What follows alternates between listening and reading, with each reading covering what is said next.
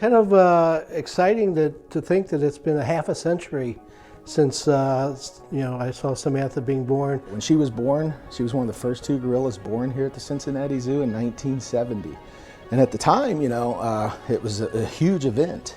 I myself was only a 13-year-old member of the zoo's Junior Zoologist Club, and it was my first day of Gorilla Watch. Early in the afternoon, we noticed that her mother Penelope started climbing up the front bars, and you could see the head starting to crown. She's about the 6th oldest gorilla in North America. And everything just happened so quickly after that. And they actually had an ambulance come and take Samantha to Good Sam Hospital, where she met up with Sam, the baby gorilla that had been born 8 days previously. And they went over there for several weeks, and then the nurses from Good Samaritan Hospital came back to the zoo and helped take care of them for a long period after that. But apparently they didn't have enough people to watch the babies, and because they were bringing them over to the zoo that night, and the next thing I know, and my phone rings, and there's the woman who needs help. She said, we need help to take care of what are you doing tonight? And so that's how it started. It went well. She was quiet, and she let me feed her. Samantha was named Samantha because of the good help Good Sam Hospital gave us on her neonate care back then. I guess at the time, being only 13 years old, didn't really understand, the importance of this. I mean, I knew that we were expecting gorilla births, and there hadn't been that many in the world at that time. So I was just, thrilled to be a part of making this birth successful. She was born in our original ape house, which back in the 1950s was a state-of-the-art place. Little did I know that half a century later, I'd be sitting here recounting the whole process that happened, and actually still seeing Samantha here. It was such a novice thing to have baby gorillas back then.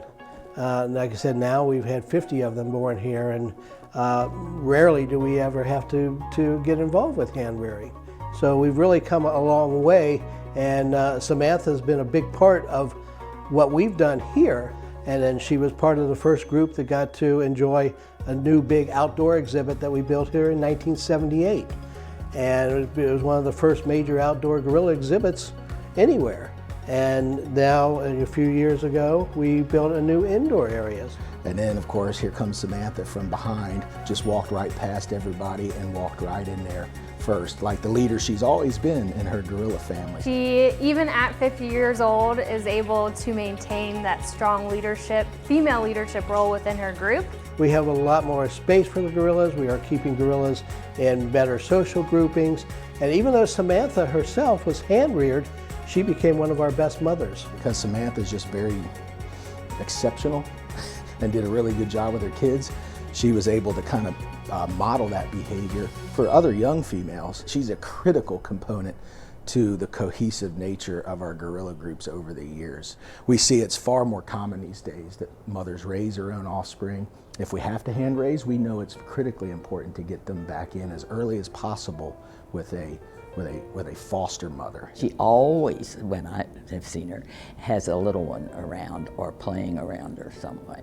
She is a good teacher, very caring and loving to them. She's a great surrogate mom to Elle. Elle's actually 4 years old now, and she actually is an orphan gorilla. And Samantha has taken on the role at 50, well, even before 50, but at 50 years old, to be Elle's foster mom. She shares kind of her gorilla wisdom with them. At least that's what it seems like. Elle's growing up really nicely. I think that's just Samantha in a nutshell right there. 50 and still taking care of babies. She's a mother, she's a grandmother, she's a great-grandmother, and probably in a few years when Gladys, who is one of her great-granddaughters here, has a baby, she'll be a great-grandmother, which is crazy to think about. She's an ambassador for wild gorillas. Unlike any other animal that I've ever worked with, Samantha stands out the most. Because I did happen to witness Samantha's birth, every time I'd see an article about him, I'd clip it out and save it, and now I have these 50-year-old newspaper clippings that I can read, and it just brings me back to that day. That I still, in 50 years later, have a picture of me holding her as a baby. She's why I do what I do. She's my motivation. You can't help but be compelled by her to want to do more, and it's a real privilege to have been a part of her life. Happy birthday, Samantha. We all love you so much. You're the best gorilla ever.